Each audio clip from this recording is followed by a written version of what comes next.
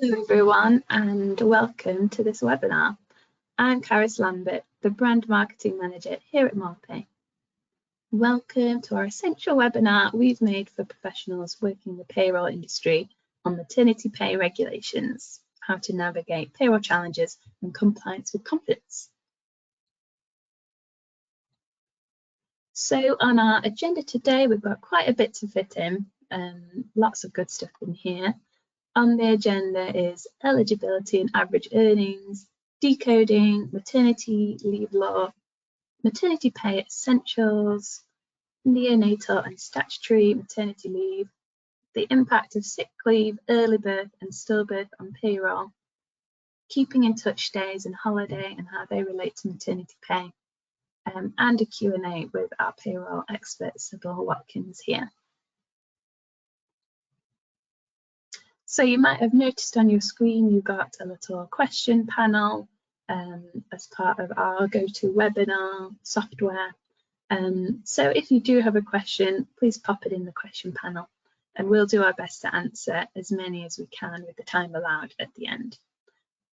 Just a note, because this is a webinar on maternity pay, we're going to try and choose questions that are more general and helpful for everyone to hear. Not anything that has kind of specific and intricate calculations on this one. But for anyone who does want a closer look at any calculations, we will be sending these webinar slides off after the webinar has finished. So you can just sit back and enjoy this webinar and take it in without needing to take notes if you don't want to.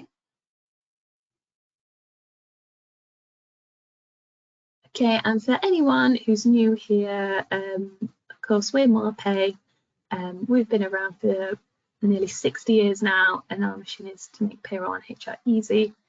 For all these reasons we've got on here, it's why our customers choose us, from our secure technology to our trusted team of experts like Cybill here, and our industry awards, of course, including Payroll Service Provider of the Year award from the CIPP late last year.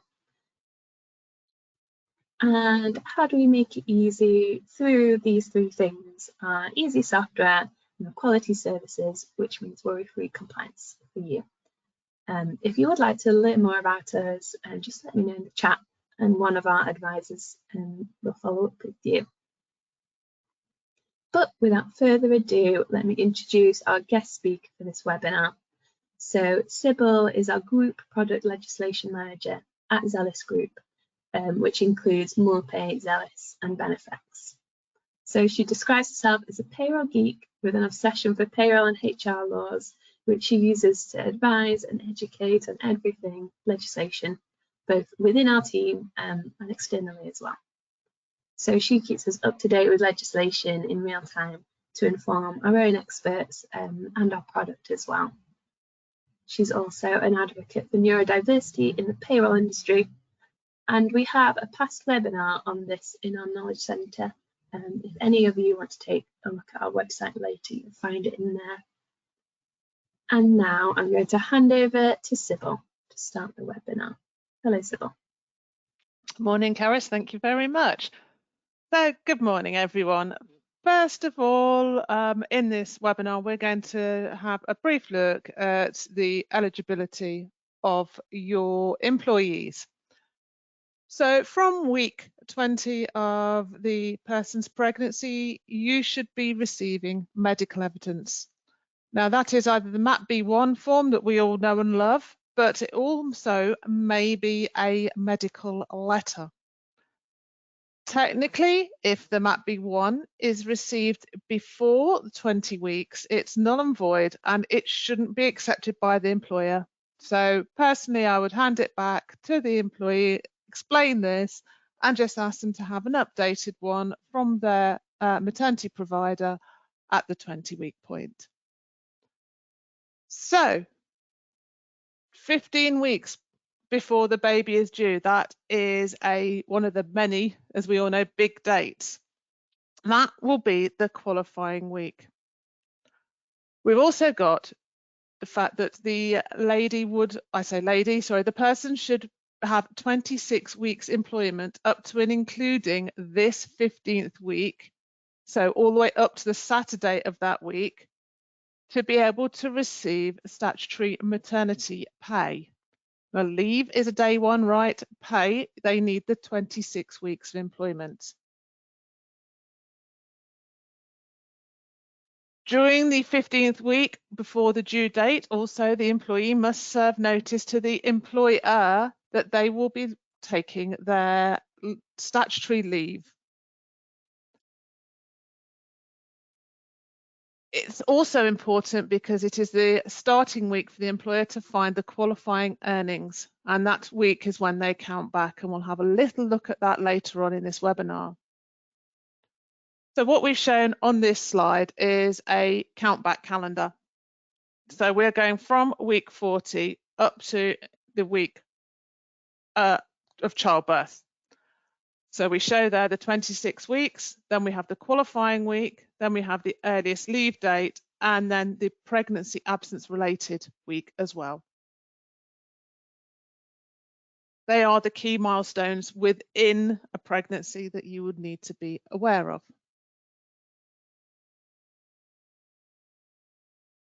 So on to the next slide, please, Caris.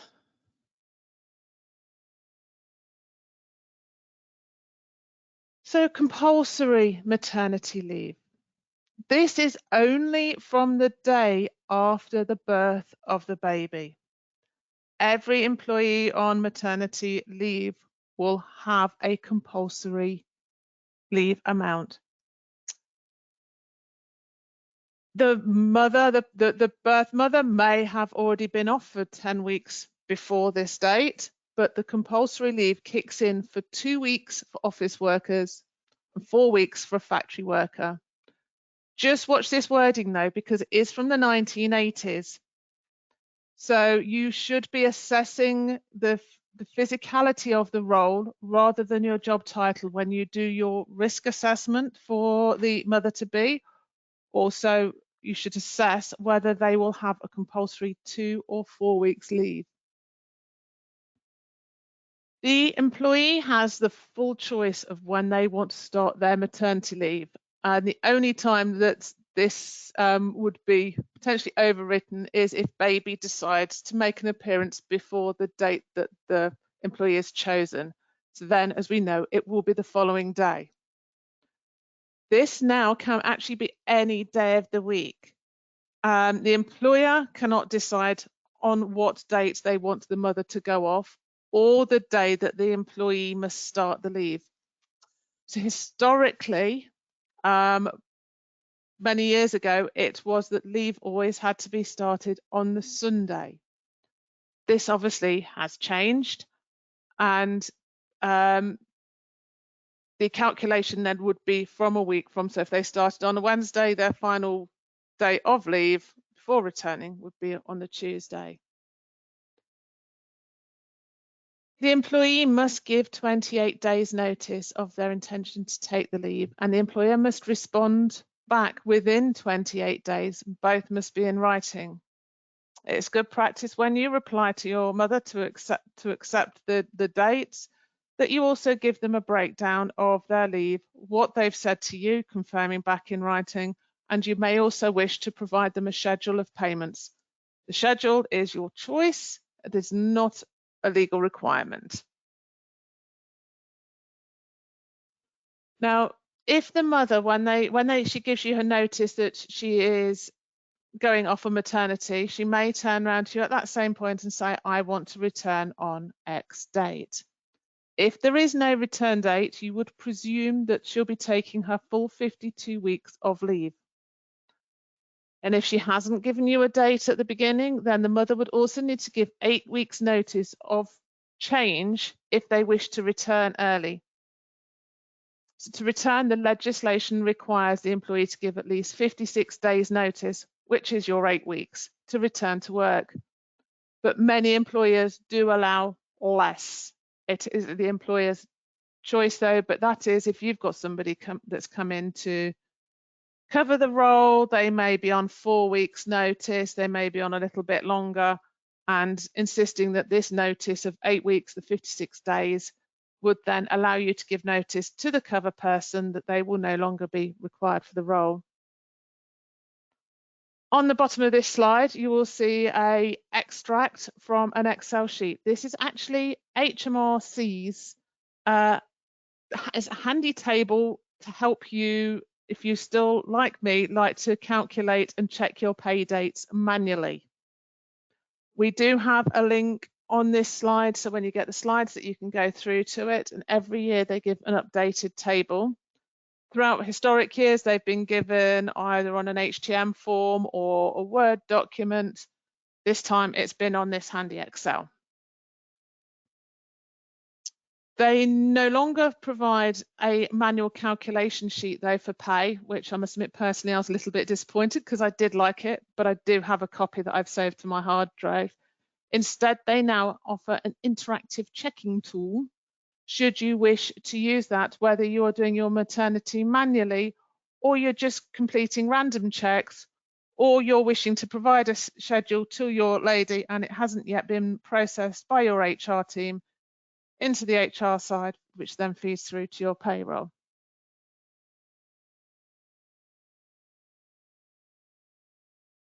So statutory maternity, we've got maternity pay and leave. Now the leave, they're entitled to 52 weeks of leave.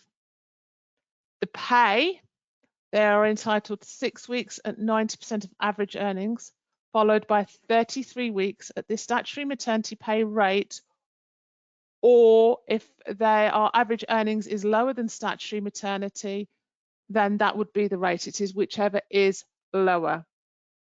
So if a person had average earnings of £140 a week, that would be their statutory maternity pay rate at the lower rate for the 33 weeks. As I've said previously, the eligibility is 26 weeks of employment up to including the qualifying week. They also have to have average earnings of at least to the lower earning limit for NICs. And don't forget that this is calculated on a weekly basis, even if you pay monthly or lunar pay periods. They are also eligible for maternity pay if they've stopped working for you via employment ending or starting maternity leave. Technicality on the wording, because once they start their maternity leave, then they can have maternity pay. They cannot have statutory maternity pay whilst they are still working for you. It's a technicality. It goes back to when these regulations first came out. But it's what you will see if you ever start looking through the legislation. If your employee is not eligible, so they don't have 26 weeks of working, or their average weekly earnings are lower than the lower earnings limit, you will need to complete an SMP1 form. That form you need to return to the employee within 7 days if the employee is not entitled to SMP. But it doesn't say 7 days of what. Is it 7 days of receipt of the MAP-B1 form, or is it 7 days from the date that they have gone onto statutory leave? The sooner you can complete this form and return it to your employee, the sooner they can then go and apply to the job centre for maternity allowance. So if you can leave it a little, do it earlier on, that is really good practice. Another thing is if your employee has more than one employer, they're entitled to potentially claim statutory maternity pay from both employers, obviously subject to the normal earnings rules. So if you are employer number one, so you're their main employer, then you would need to take a copy of the entitlements, the MAP-B1 or the letter. Keep a record of it being received and checked by yourselves, and then you need to return the original to the employee. You'd also be returning the original should they need an SMP1 form, but again, take a copy of it, time and date stamp it when you received it, and whoever's checked it to make sure, to confirm that it is a valid form.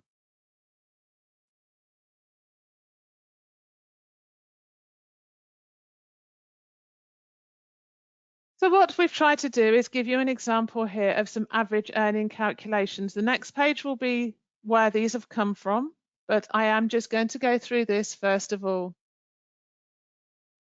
So the pay that you will be looking at includes all nickable pay, such as bonuses, cash allowance, including gift vouchers, if they are nickable, and personal debts paid by the business that have attracted Class 1 national insurance. The calculation of the average weekly earnings is based on earnings during the relevant period.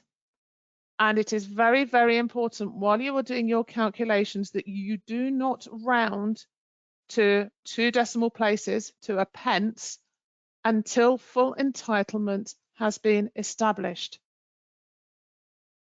The reason you can see this on the screen in the right-hand lighter blue box is because if you had done your roundings earlier on, the person would be have an entitlement. So here it shows £983.99 divided by 8. That actually gives you £122.999875, which would have no entitlement. If you'd rounded their weekly calculation earnings up to £984 before you did that, £984 divided by 8 gives you £123. They then have entitlement. So it is very, very important that you follow the HMRC guidance and the legislation rules, that you do not round until the very, very end. So going on to this calculation of earnings, we have taken a monthly person, we have taken the 2 pay periods of earnings and added them together. That gives you the average earnings. So the average monthly earnings is £6,675.35. You then divide that by 2 to give your 2 months, which is 3337.675. So then annualize that, you times that, by 12, and that gives you the £40,052.10. Now it has to be converted to weekly. So you take that amount and you divide it by 52. And yes, I know there's more than 52 weeks in the year. It's 52.14 or 52.28. This is the way for maternity. It's divided by 52. So that gives you 770.23269. So 90% of your weekly earnings, you would divide that, so times that by 90%, and that gives 693.20942. You would then follow the rounding up rules, which is if the third decimal place is greater than 0, you always round up. This gives the 90% of earnings to £693.21. And that would be your 90% of pay for the first 6 weeks. So what we've tried to depict in a slightly easier way for you here is where this person's qualifying week was. So they were due, we've taken our fictional person being due on the 8th of September 2024. That gives us the qualifying week, which ends on the 1st of June 2024. So date number 1 that you need to find is the last normal payday before the qualifying week ends. That happens to be in our fictional person. They're paid on the last day of the month, so it would be the 31st of May. So we are using the May pay data. We then need to find the second date, and that is to count back 8 weeks. 8 weeks is the 6th of April. The paid date before that was the 31st of March, and then you count forward 1 day. You would then find any periods of pay within those dates. So between the 1st of April and 31st of May, we have 2 pay periods, one being April and one being May. And that is how we got to our original 6,675.35, which is the 2 earnings added together. Now you can be like me and like your calendars and count back, or as I say, the HMRC webinar does it, or your software does it, more to the point.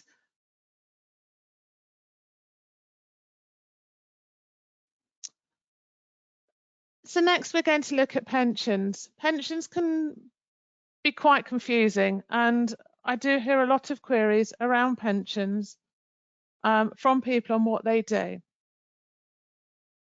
When I'm talking about pensions here, I am talking about pensions that are calculated as net pay deduction schemes or the relief at source schemes, because they are the only two true types of pension schemes in payroll.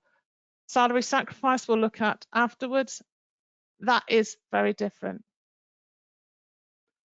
So the employee is entitled to pension contributions to be paid to the provider whilst in receipt of the statutory maternity pay, so for the 39 weeks.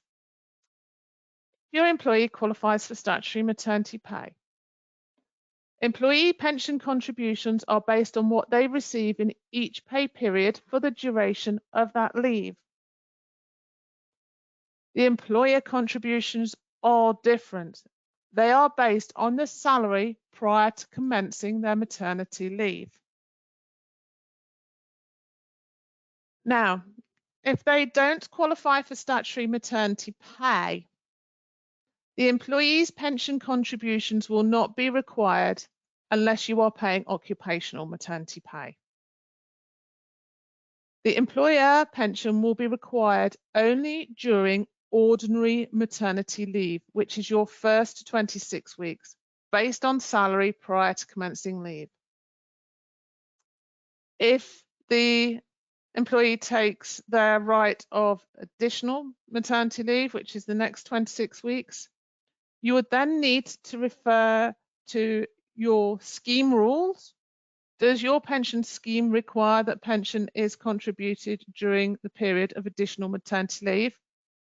And you would also need to check your contract of employment and your maternity policy and see what is said there. This will all come down to scheme rules and their contractual rights. So if you clearly state that they do not receive it, you would not need to pay it.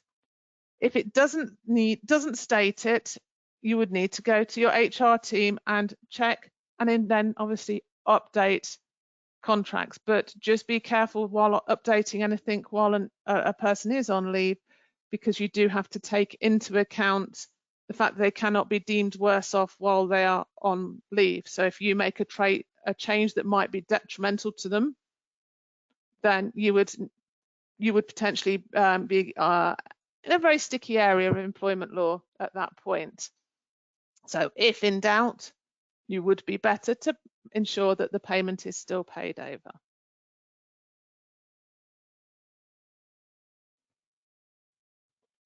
Salary sacrifice. So this is another area that has a lot of confusion in it.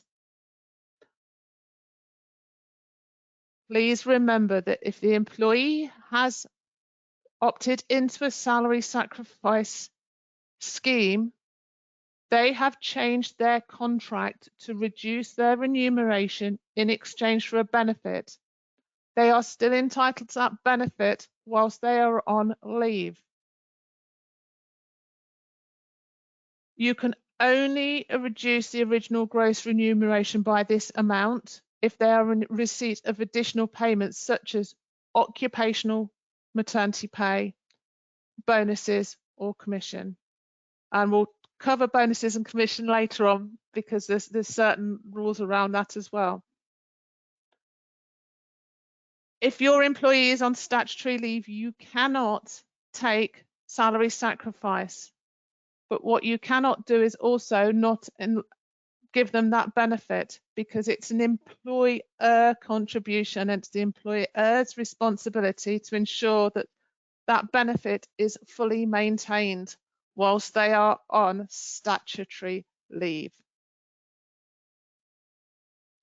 Once the employees hit statutory maternity in play, as I say, the employer has to cover the full amount themselves directly, and it has to be on the amount that they were on directly before they went on leave. So you would not be looking at their statutory maternity pay, say, and timesing it by 5% or 10% of whatever the pension contribution is. It has to be on the full amount as if they were still there, because you remember they have contractually exchanged a amount for a benefits. Just because you work pensions in percentages, it still reduced their pay by an amount. Something else the employee may do just before they go on leave, if they are aware of these rules and quite sort of payroll savvy, they might ask to increase their salary sacrifice or join a salary sacrifice just before they go on leave. You can't deny them this change because you know that they are going on to statutory leave, because that is discrimination. You need to honour that and ensure that the contract change and follow the normal salary sacrifice rules before they go on. You also cannot ask the employee to make up any reduced payments when they return. And please be extremely careful if you have in your contract that the employee must relinquish their contract with salary sacrifice if they are going on to statutory leave, as it may give rise to a discrimination case or make the salary sacrifice scheme itself unsuccessful, because it's the employee's decision to make any changes. So if you have that in your contract, do take specific legal advice to ensure that you are compliant.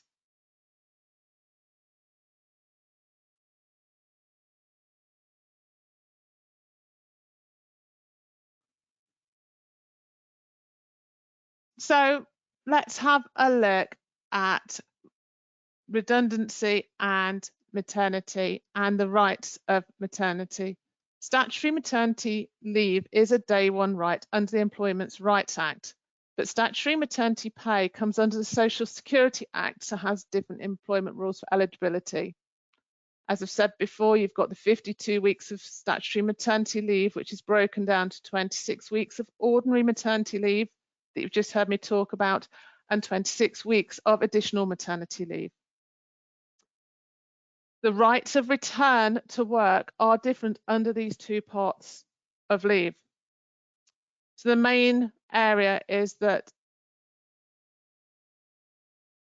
if they return to work in the first 26 weeks, they are entitled to exactly what they left. So exactly the same job, same hours, terms and conditions, nothing at all can change.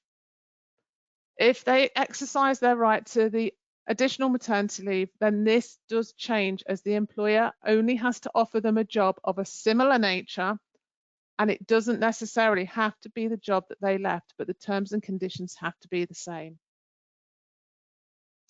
So most of your people will take the full 39 weeks of pay.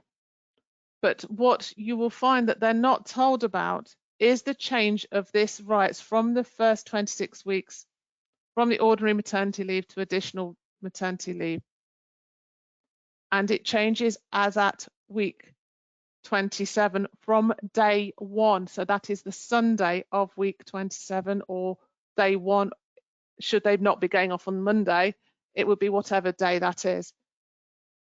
So you should be telling your employees about this when they're going off onto maternity and advising them of their rights, and ensuring that even if it is the maternity policy itself, that they are fully aware of what they will be coming back to. Should it be exactly the same job, or will it be a similar job?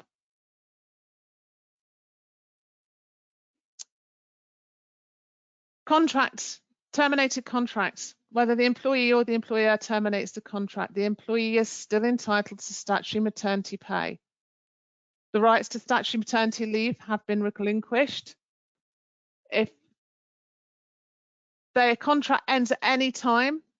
So even if they're only on a temporary contract or a fixed term contract, if it ends any time from the qualifying week onwards, they are entitled to statutory maternity pay.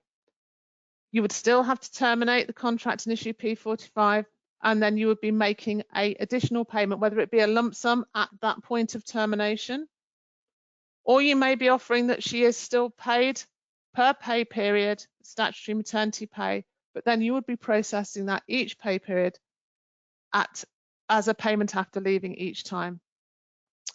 Just remember, if you said to the person, or will end your contract when you finish your leave, they are still keeping all the benefits and still accruing holiday. And that is the same whether you've got a termination of contract or otherwise. They retain all benefits in kind and accrue holiday.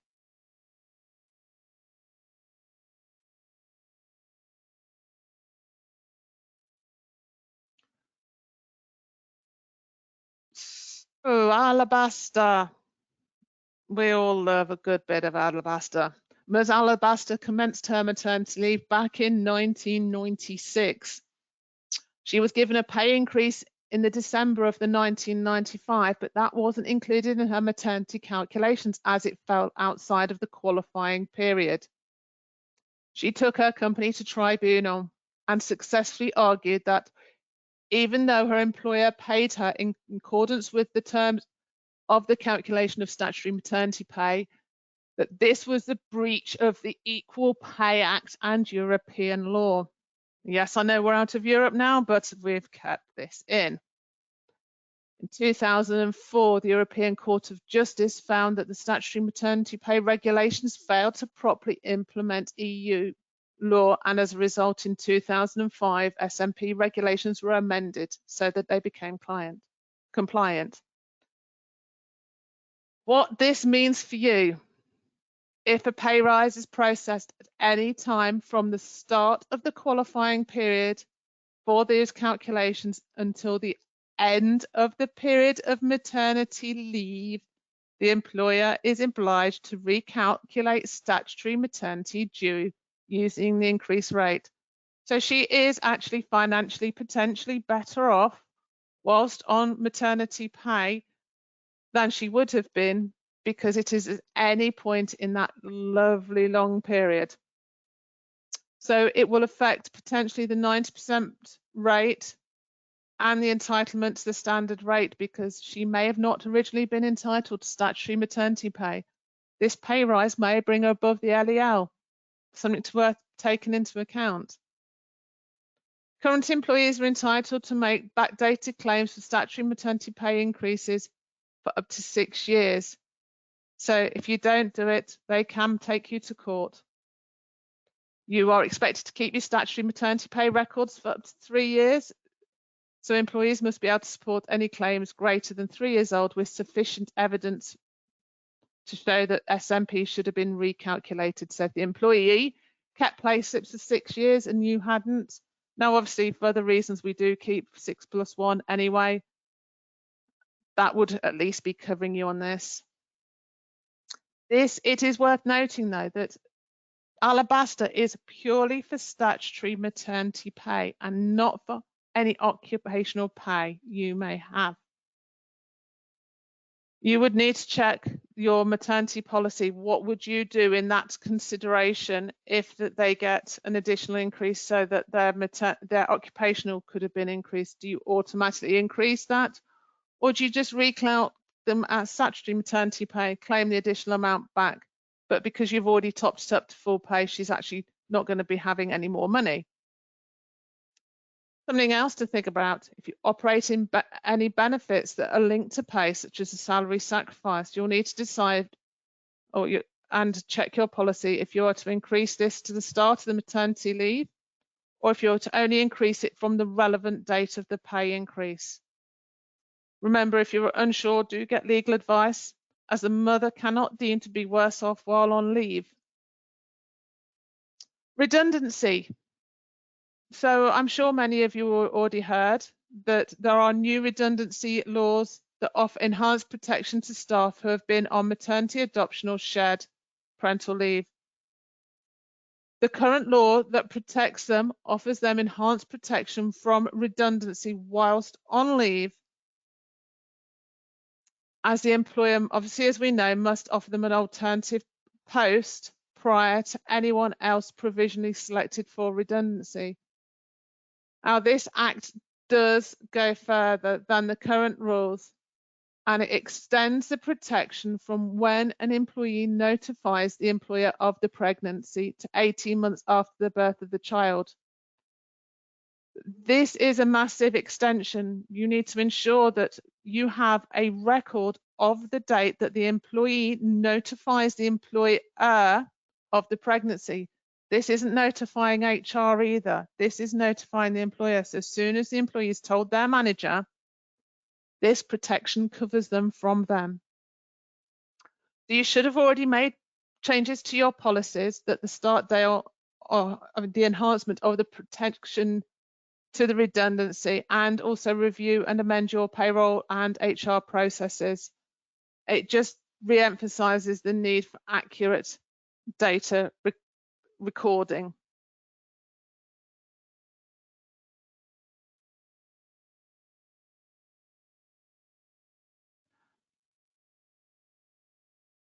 So next we're going to look at maternity pay essentials. Remuneration, car allowance. This is something that comes up on quite a lot of working groups that I've joined, and you know, the working meetings and general discussions with various payroll teams. Car allowance. Now, as we all know, whilst on leave, the employee is not entitled to any remuneration. Statutory maternity pay is actually classed as a cash payment by HMRC, and other payments such as holiday fuel or other cash allowances are classed by remuneration. So I say allowances, and we're looking at car allowance. Should the mother be paid car allowance while she's off on leave because it is an allowance? But there is no clear answer in law to whether a car allowance should be regarded as a benefit or part of the employee's salary. If the car allowance is a regular payment made to the employee within their salary, then it's arguable that this forms part of a remuneration package. So if you add car allowance to the salary and pay one line as salary, that would be a part of the remuneration. If you pay a line that says salary and then car allowance, it could be argued that this is a benefit if it appears as a separate item. But what would happen if your company offers a car allowance or a car? Would you be taking the car off them? The car's a benefit. They are entitled to it. So you are offering, if you're offering this and it shows as, you know, as a separate line, there's a strong argument to say that this is a benefit, and like the use of a company car, it should continue during maternity leave. It's a very grey area. There isn't really any case law that says what should be. I believe, from what I know of HMRC, that as long as you show these as two separate lines, the mother wouldn't be worse off, so she wouldn't have so much of a claim to an employment tribunal, and HMRC would see it as a benefit rather than remuneration because it is a separate line. Therefore, they would class it as benefit, and you're not curtailing the mother's leave and pay by paying remuneration. As I say, there's no legal precedent as yet, so it means you need to tread carefully when deciding whether or not to continue the employee's car allowance whilst on leave. And again, potentially take legal advice before you decide to remove it. So bonuses and commission, again, it's remuneration. The general position is that bonuses or commission payments are regarded as part of an employer's regular wages or performance. That related pay are likely to be classed as remuneration and therefore are not payable during maternity leave. Do remember, as I've just said, by paying remuneration, you'll be inadvertently curtailing the employee's right to pay and leave.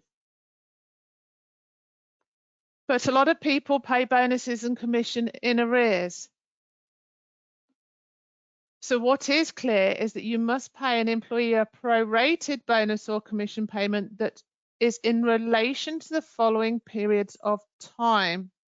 So the period which they worked before statutory maternity leave started, the period of compulsory maternity leave, and then you've got the period after the end of the maternity leave. So if you pay a month in arrears and your person's gone off on leave, you would take the prorated amount, or it could be the full amount, and you can still pay that because it's relating to a period before they went on leave. And the employer is still entitled to vouchers such as sporting events, but it does not include childcare vouchers. Right, returning to work. It's another little funny area, and I have seen over the years a lot of employers inadvertently incorrectly paying statutory maternity pay. Statutory maternity pay is not a daily pay, it is weekly. It cannot be broken out of blocks of weeks. If the mother here went off on, say, a Monday and then decided to return on a Thursday 50 weeks later, that last part week, they would not be eligible for statutory maternity pay. Done a little timeline example on the screen for you where you see that this person's got a Monday to Sunday in their maternity pay. So week 3 of this particular month, the mother said, I would like to return to work on Thursday the 18th. You should be looking at that calendar going, hang on a minute, that's not a full week. We cannot pay you statutory maternity pay for the Monday, Tuesday, or Wednesday because it is not a block of a week. You cannot pay the whole week and go, oh yes, okay, just come back, or we'll pay the whole week and just take the last 2 days of holiday. Soon as you give them holiday, you are curtailing their entitlement to leave and pay. How do we get around this? There's always a loophole. These are the fun bits of payroll. The way around it is, first of all, you need to explain that she cannot return midweek. She would need to return to work on the Monday. Your person could return to work, i.e. curtailing her maternity leave on Sunday the 14th, and then take that whole week from the 15th to the 19th as holiday. Or have you not done kit days? Have you not used all your kit days yet? Could return in on the Thursday and Friday as kit days. Therefore, she's still entitled to statutory maternity pay, and then you'd be topping to full pay for those 2 days. So there is a way around it, but she cannot return on that midweek.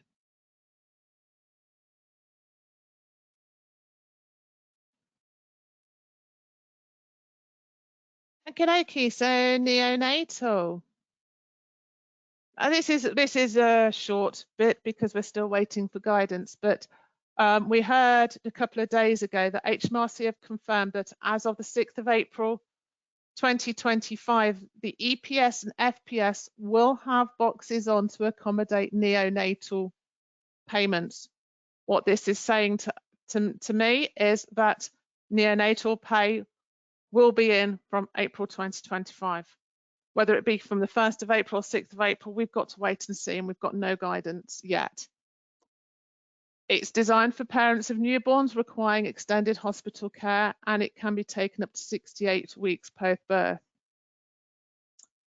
I wanted to just mention neonatal because of the rules of curtailment. These aren't going to change unless they change statutory maternity leave legislation. They may decide to do that, but there's no talk of it yet. So the consideration would be that if your mother is eligible for neonatal, what she couldn't do is be off on statutory maternity leave, say for 2 weeks, then baby go into hospital for at least 7 days, for her to then drop out of statutory maternity pay to go into neonatal and then return afterwards to statutory maternity pay. There are other options, there are things, and this is why they're giving the 68 weeks post-birth. but we will do a webinar when we know more on neonatal itself. So what are the impacts of sickness, early and stillbirths? This is never the nicest conversation to have and the nicest topic to talk about, but it is very important that we as payrollers are aware. When we talk about week 24, we have to be very careful, and it's very case sensitive. What we mean in the payroll world is the Sunday of week 24 and the 6 days thereafter. So if poor mother, if she had a stillbirth at week 24 on day 3, in this legislation, it would still be classed as a miscarriage. If the poor mother then made it to the Sunday of week 25, this would then be classed as a stillbirth. Stillbirths, they are entitled to maternity leave and pay as if they would have been otherwise. Miscarriage, they wouldn't be. So if they didn't make that to the Saturday of week 24, they do not have the rights of maternity leave. I'm very lucky in the 29 years of payroll, I have actually never had to have that conversation. But it is, you do need to keep it in your mind, because that week 24 is so important to their entitlement.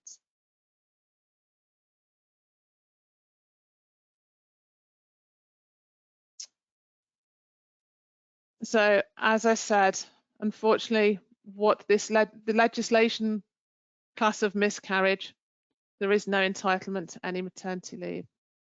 But when it then clicks over and it classes it as stillbirth, they are entitled to 52 weeks of maternity leave and maternity pay if they have the eligibility. There's sickness and maternity. This is another time that the mother could be forced onto maternity leave. She might have said she wants to go onto maternity leave as at the day of the child's birth. 4 weeks before the expected week of childbirth is where the criteria begins for them being off sick. If the mother is off sick with a pregnancy-related illness, they wouldn't be entitled to SSP, and you can put them onto maternity leave and maternity pay. It could be for preeclampsia, unable to mobilize, joint pain. If it's maternity-related pregnancies in the 4 weeks running up to the week of expected week of confinement, the EWC, then you can say to them, you need to go on to maternity leave, because they wouldn't be entitled to sick pay. You might be entitled to company sick pay. That would be different. You'd need to check your T's and C's on that. But that is the dates that you have to look at. So kit days. If your employee works, your employees are entitled to 10 kit days, keeping in touch days. What you have to agree before on and discuss is the type of work to be done. The schedule of kit days, are they doing it as sequential, individual or blocks? Payment for kit days. And kit days cannot be used during the compulsory leave, which is your 2 or your 4 weeks. You cannot pay SMP to them for any weeks where they work, and the maternity leave will come to an end if they work more than 10 kit days. So watch the days. You can't say, well, you've got 10 kit days, we're going to do 20 half days. That doesn't count, unfortunately. And the employer has no right to demand that kit work is undertaken if the employee doesn't want to do it as well. They may well say, well, I'm sorry, I haven't got childcare, I can't come in for whatever reason. But do make sure that you've checked it.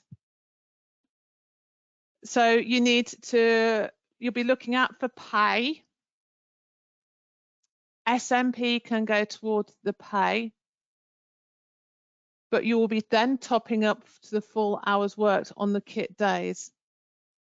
But what you cannot do is pay SMP plus a full day of pay, because as you know, the mother cannot be better off. So you would need to be topping them up. The mother also is, while working, entitled to national minimum wage. Employers can count SMP towards agreed pay, but they do have to ensure that they are also being paid national minimum wage for the hours that they are working. Say kit hours can't be broken down to hours, so even if they work a few hours, it would be classed as one day. What you do with your pay depends on then, in that situation, on what is in your policy and your contract. And do top up to SMP and don't pay them separately.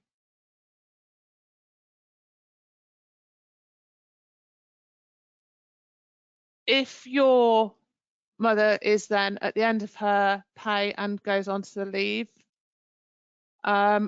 you want to be checking about holiday. She might say to you, oh, I've run out of maternity pay, I'm on leave. I want to have my holiday pay. Cannot be done. Holiday pay must not be made to the employee whilst on leave.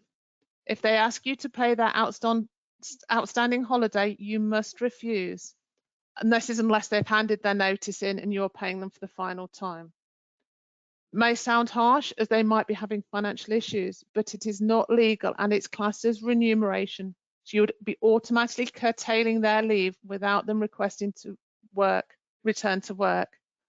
And also don't forget the working time directive, that you may also be breaching that because they have to take their leave. If they're in receipt of SMP and you made that payment, they would also then have no more entitlement to any more payments as well. So do be very, very careful what you do. They can say, right, I'm finishing my maternity pay, so therefore I want to go on to holiday. I curtail my rights. I've given the right notice to my employer. I've given the 8 weeks notice. I'm returning to work, but going straight onto holiday then, and using all my holiday that I've accrued while I've been off on leave and the accruals from before that as well. There's nothing stopping them doing that, but you cannot have them both.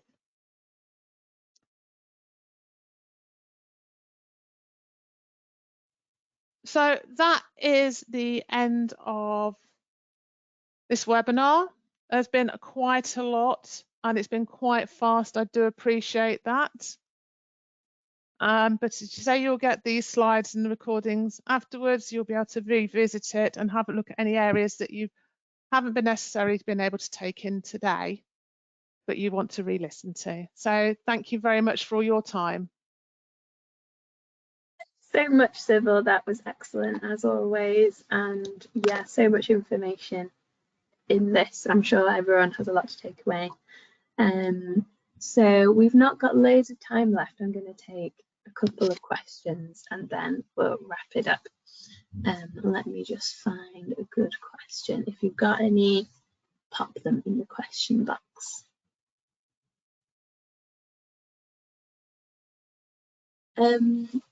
Okay, this is quite a useful one. Just to double check on holiday entitlement for the year, includes bank holidays. So if the entitlement is, for example, 25 days plus bank holidays, then the 33 days are added or carried over when they return. Is that correct? That is correct. Now, we in payroll use the term bank holidays, but in the legislation there is no such thing.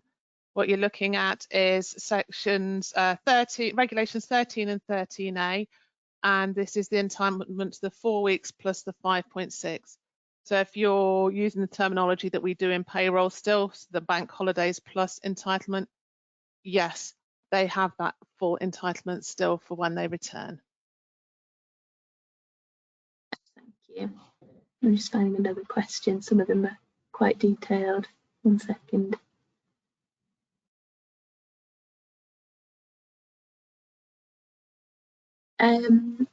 quick one, are the average earnings calculations based on gross or net pay, please? It is on the total pay. So I'm not sure whether you're on about net pay, whether you're on about what they receive in their pay packet after tax and NI. These calculations all before tax and national insurance are deducted, before any court orders are deducted, but after salary sacrifice is deducted. So you would take their gross salary, their gross allowance, their gross bonus, less off their salary sacrifice, and that is the amount that you will be calculating on. Thank you. I'm going to squeeze in another one or two. I understand this is a maternity webinar, however, would the same rules apply to paternity or adoption leave and pay with regards to pension rules? They are the rules for statutory. So if you're looking at your salary sacrifice is any sort of statutory leave. They still do fully count. Maternity, to be honest, I'd have to go away and have a look at that, because right now I'm having a complete and utter mind blank, and I should know this. Caris, if you can mark that to put one, we will come back when the slides get handed out. We'll do the Q&A and we'll come back with that as well, please. Absolutely. It was thrown upon you since you have been reading up on maternity, so that was on me. Yeah, and we're getting close to midday now, so I'll wrap up the questions there. Thank you everyone for your questions, and we will, take these away and see if we can fill up our knowledge centre on the website with some useful content for you that might help answer some of those. So I hope that will help. Yes, so this is what our knowledge centre looks like. It's on our website, in the main menu. We've got lots more advice on payroll calculations and processes in there, including a couple of holiday calculators if you are interested in learning a bit more about calculations. And finally, if you are considering getting any payroll support with these complex legislation and calculations, then just let me know in the question panel, and I can help point you towards our solutions and see if they might help. But yeah, the only last thing to say is thank you so much to Cybill. That was a wonderful webinar, packed with information, and I'm sure everyone will love getting the slides afterwards as well to recap on it. Thank you. Bye, everyone. Goodbye, everyone.